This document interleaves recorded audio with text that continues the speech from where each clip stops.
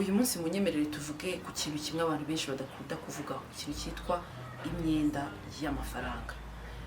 Hari akenshi usanga umuntu muri kumwe agasa neza, urayambaye neza, agenda mu modoka nziza, afite inshuti z'amagara za hatari, arasohokera mu hoteli ya mbere mu gihugu, ukibaza se uriya muntu akora iki? Nyamara tutabizi ko imyenda yaramutwaye, yaramumaze, kandi ibyo bintu birangiza ubuzima bwe bwa buri munsi, cyane cyane amarangamutima ye, mental health. Ugasanga umuntu rwose kabisa yagiye agwa muri depression ya hatari, mukajya mwibaza se uyu muntu ko afite ibintu byose, kwabaho neza, ko atuye mu nzu ihenze, byagenze gute? Icyo tutazi ni imyenda. Mbahaye ikaze rero kuri YouTube channel yanjye, nitwa Delphine Umuhoza. Niba uri mushyashya hano, ndaguhaye ikaze rwose kandi nkanagushimira ko wahisemo kuza gukurikira ikiganiro cyacu. Ibiganiro byacu bigiye bitandukanye tuganiraho, tuvuga ku buzima bwa buri munsi, tukavuga ukuntu ushobora kwiyitaho nuko wakwita ku bandi. Ariko ntabwo twavuga kwita ku bandi ngo twirengagize ikintu gikomeye kiba mu bantu cyitwa imyenda. Twese bitugeraho, twese bitubaho. Hari n'iyo umuntu agira ugasanga warabyibagiye ukavuga ati uyu muntu nibagiye ko nayo mufitiye 2,000 cyangwa se 1,000 nigeze musaba cyagiye nkeneye gutega moto byihutirwa. Ariko icyo utazi nuko imyenda ntabwo ikibazo ari amafaranga ufitiye abantu gusa, ahubwo ni pressure. Kwicaraho ubwawe ukajya witsa umutima, ukabura amahoro, ukavuga ati sindabigenza gute. Uyu munsi rero ni ikintu gikomeye nshaka ko tugarukaho, kitwa affecting inshuti zacu, abavandimwe, abaturanyi, abo duhura nabo buri munsi. Ugasanga umuntu mu mutima we araharimo araseka, ariko ikintu cyitwa umwenda cyari umutima we kabisa cyenda kuwumaramo. Nabigenza gute? Ese ndarwana nayo gute? Nayishyura nte? Nabyakira gute? Nashaka ubufasha gute mu gihe biri ngombwa? Ngibyo ibyo tugiye kugarukaho uyu munsi. Umwenda rero ufitiye inshuti yawe, umuvandimwe cyangwa umuntu runaka utazi wigeze uguza mu gihe runaka, ntunamwiteho ukanamwibagirwa, ntago ari kuba ufite umwenda gusa ngo wumve bihagije, ari ikintu uzasinzira gusa wibagirwa. Oya, ntazagire umuntu ukubeshya, ahubwo ikibazo ni uko umwenda wangiza ubuzima bwawe bwa buri gihe, ugahora wumva udatuje, ukagira za anxiety, ukajya wumva ufite ubwoba, uvuga ati uyu muntu biragenda bite, abantu bakaguhamagara ntubitabe kubera kuri gutinya ko bagiye kukwishyuza. Confidence yawe ikagabanuka mu bantu, ukasigara ujya mu nshuti zawe kubera mu nshuti zawe ziri aho ngaho zahateraniye, 5 muri zo zifitiye imyenda, ntubasha kuvuga, nta gitekerezo ushobora gutanga nubwo wawe ubishaka, mbese ugahora wumva uri hasi, wumva uri umuntu utishimye. Uzabigenza gute kugira ngo uhangane n'imyenda igushireho burundu? Uyu munsi rero tugiye kugaruka by'umwihariko ku kuntu ugomba guhangana n'umwenda, kuko burya akenshi ahantu bipfira biba byarapfiriye muri budgeting. Wowe ubwawe urabona amafaranga ukatugira excitement, mbonye amafaranga kabisa, ndajya kugura imodoka zihenze, ndajya gusohokera muri hoteli za hatari, ndagura ya myenda naho nshaka kugura. Ariko icyo utari gutekereza ni kimwe, nuko rimwe na rimwe ibyo byose ushaka kubibona bikaguha ibyishimo bya hato na hato by'ako kanya, ariko nyuma yaho ukaba udafite plan y'ukuntu uzishyura icyo kintu. Ikindi buriya akenshi usanga tutajya dutekereza nuko hari n'igihe umuntu ajya mu myenda ataranabitekereje, kubera gusa kuba atarigeze abibara, akavuga ati nindamuka mbonye amafaranga runaka nzayashora hanaha, mbashe kubona arenzeho mbone kwishyura. Noneho ugasanga uri kuvuga ati bya bintu ko bitakunze, aba ntari mfite plan B, ndabigenza gute? Uyu munsi rero tugiye kurebera hamwe, niba nawe uzi umuntu ufite umwenda cyangwa se nawe ubwawe ufite, uriga uburyo ugomba kugenda uhanduringa ibyo bibazo, ukurikirana uko ibyo bibazo babikemura gake gake, maze ubashe kwikura muri wa mwenda. Uyu munsi rero ushobora kuba ukunze ubuzima bwiza, dore nta n'ubwanga nanjye ndabukunda, ariko ukavuga ati ese nubwo nshaka ubuzima bwiza kandi nkaba afite imyenda myinshi, ndabigenza gute? Icyo nakubwira cyo nuko kugira ngo uhangane n'umwenda, ikintu cya mbere nuko gutangira guhangana n'umwenda ni aka kanya. Aka kanya rwose turi kuvugana, niba kuri iki kiganiro, tangira uyu munsi, kuko nudatangira uyu munsi uzakomeza wakimira indi myenda runaka kugira ngo ya myenda yawe ya mbere wibwira ngo uzayikemura, ahubwo uri kongeraho iyindi, ushiduke byarakubanye byinshi udashobora kubikemura. Uyu munsi rero niwo mwanya wa mbere wo kubanza guhandura iki kibazo cy'umwenda ufitiye inshuti yawe, ufitiye abavandimwe, ufitiye abantu runaka wagujije amafaranga menshi utabashije kwishyura. Icya kabiri, ugomba kwicara ubu tuvugana ugakora liste y'ibintu runaka ukeneye kugira ngo iyo myenda ibashe kuvaho. Niba nkeneye kumenya ni imyenda ingahe mfite, ese ni muri banki mfitiye umwenda, ni inshuti zanjye mfitiye umwenda, ni umuvandimwe nagujije, ni abantu runaka nasabye amafaranga. Ukora liste y'imyenda yose ufite, maze ukavuga ngo abasindabishyura. Budgeting, ukavuga ngo ngewe uyu mufitiye uyu mufitiye, nubwo bigoye rwose ndetse wumva bikuye umutima, ariko menya ko nukora liste y'ibyo bintu nibwo uzabasha kumenya ko uzabyishyura. Ikindi, ntabwo uzishyura umwenda wafashe undi, ntibazakubeshye. Kugira ngo ubashe kuva mu kibazo ntabwo ububaka ikindi kibazo, ntabwo ukireye ikindi kibazo, ahubwo ni ugushaka strategy yo kugira ngo icyo kintu kiveho. Ndetse kugira ngo ibyo bintu biveho ntabwo uhera ku kinini cyane kikurushije imbaraga, uhera ku gato gashoboka, ukabanza ukagenda ugakuraho gato, kuko ugakuyeho niko wubaka icyizere ku bandi, bityo bigatuma bya bibazo bigenda bikemuka gake gake.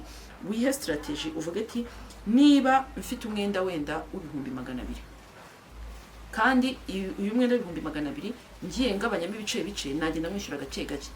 Aka kanya ufashe telefone yawe ugahamagara umuvandimwe inshuti yawe ukabwira ati ndabyibuka ko ngufitiye umwenda, ngufitiye wenda 100, ariko sinabasha kubyishyura icyarimwe, nzagenda nkwishyura 10,000 ku kwezi.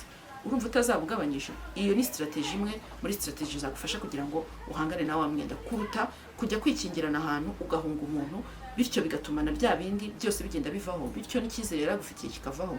Ibyo bivuze iki? Bivuze ko uyu munsi nutera intambwe yo guhamagara umuntu ukamubwira ati ngenza bikora gake gake, bizaba bitandukanye cyane no kumubwira ngo cyangwa kumwihorera ntumwitabe. Uyu munsi ushobora kuba ufite muri telefone yawe ukarebamo abantu ufite, ugasanga hari abantu benshi utagihamagara kubera gutinya ibyo byose, ukavuga ngo mbafitiye umwenda. Watangira uyu munsi rero ukagenda gake gake, biragufasha kandi bizanagenda bigukuraho cya kintu kimeze nk'umutwaro wari wikoreye ku mutima, bityo ubashe kwishyura ya myenda. Ikindi nakubwira nuko kugira ngo ubashe kwishyura umwenda birasaba kwigomwa, sacrifice. Bya bintu wakundaga ugomba gutangira kubireka. Bwa buzima washakaga kuimpressinga inshuti zawe no kwereka inshuti zawe ko wateye imbere kuzirushya, ugomba gutangira kubireka. Hahantu wajyaga ujya gushopinga utuntu twa tuna hato winjiye muri supermarket, niba ari umugati urawushatse, niba ari amazi urayashatse, niba ari icupa ryiza ubonye urariguze, niba ari makeup utari ufite uraziguze, niba ari ikintu cyose wajyaga ugura utari wateganyije, kireke. Bya byishimo runaka wajyaga wiha bimwe na bimwe ubyigomwe. Niba uyu munsi wasohokaga 3 mu cyumweru, bikureho uvuge ati none nzajya nsohoka rimwe kugira ngo mbashe kwishyura runaka, kugira ngo mbashe gukora iki ngiki. Twa tuntu duto ugenda ukuraho bizagufasha kugira ngo ubashe kubona ya mafaranga noneho agufasha kugenda wishyura imyenda. Burya kenshi imyenda inaba myinshi atari uko yakagombye kuba myinshi, ahubwo kubera ko twikunze cyane kurusha gukunda kwishyura imyenda y'abandi.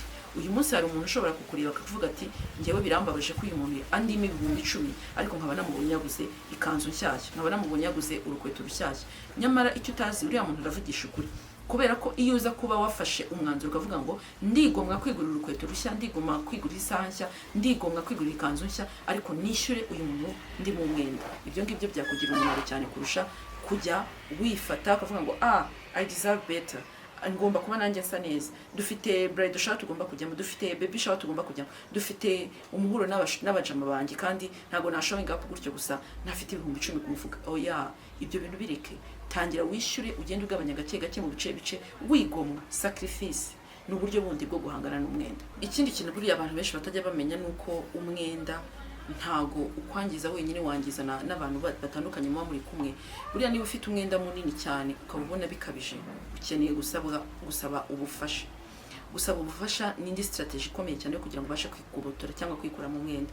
Niba uzi ko ufite inshuti yawe magara yibwira uti ngiye mfite ikibazo cyankomereye, mpora nsaba imyenda, mpora nsabiriza amafaranga, bigatuma njya mu myenda myinshi nananiwe kuyikuramo, mubwire ko ukeneye ubufasha abashe kugufasha. Inama ngewe uyu munsi nakugira zitandukanye n'izo ngewe nakwigira cyangwa se n'izo umugenzi wawe yakugira. Ni ukuvuga iki?